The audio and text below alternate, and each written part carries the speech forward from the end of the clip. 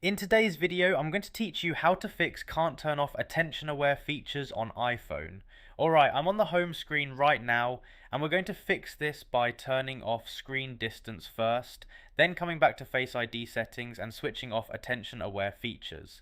So first I'm going to open the settings app, the grey gear icon. If you don't see it on this page, just swipe left or right until you find it.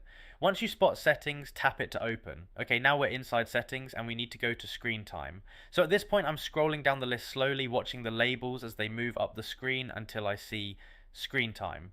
Alright, I see screen time, so I'm tapping it. Now we're on the screen time page. From here, the next step is tapping screen distance. So I'm looking for screen distance on this screen, and once I see it, I'm tapping it. Okay, now we're on the screen distance screen.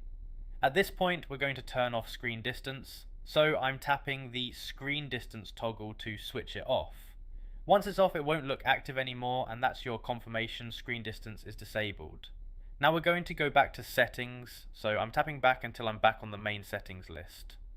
Alright, I'm back in settings now, and the next place we need to go is Face ID and passcode.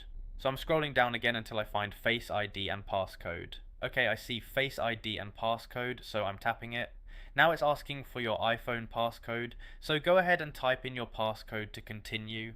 Once you enter it, you'll be on the Face ID and passcode page.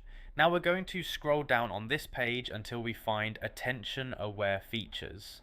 So I'm scrolling down slowly, and once I see attention aware features, I'm going to turn it off. Alright, I see it, so I'm tapping the toggle to switch attention aware features off.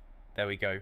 Once it's off, it won't look active anymore, and the change applies immediately. There's no save button.